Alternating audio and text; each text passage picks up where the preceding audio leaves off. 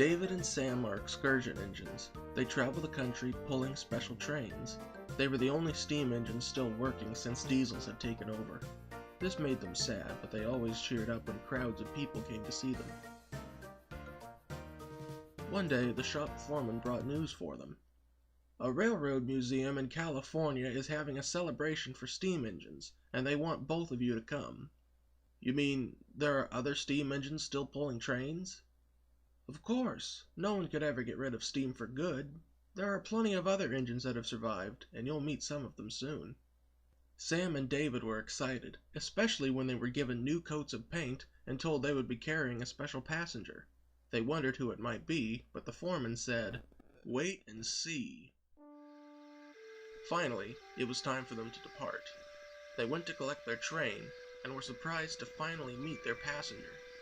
It was Hubert, traveling on a flat car. He was very happy to see them again, and the two big engines were thrilled he was coming with them. They coupled up and set off. It was a long way to California, but the engines didn't mind. When they finally reached the railroad museum, they were given a big welcome, not just by people, but also by the other steam engines. They whistled their greetings. Sam and David thought one of the whistles sounded familiar. Just then, a small engine with 6 small wheels puffed forward.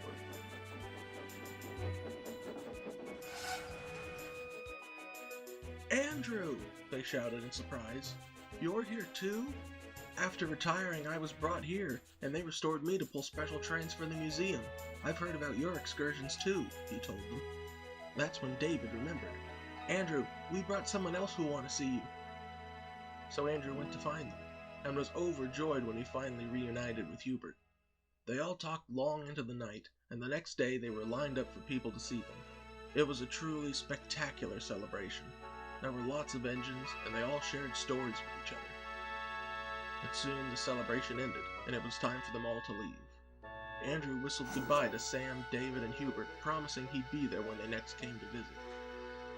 On their way home, they began to wonder how many other steam engines were still around, even if they hadn't been able to come to the celebration. "I know where Marilyn and Sarah are," said Sam. "Ed and my sister Hannah were both put on display," added David, "but I don't know where. I wonder if I'll ever get to see them again." Meanwhile, far away, Ed the very big engine was wondering the same thing. He had other steam engines to talk to, but wished he could see David and all his other friends again. As it turns out, one day, he would get his chance.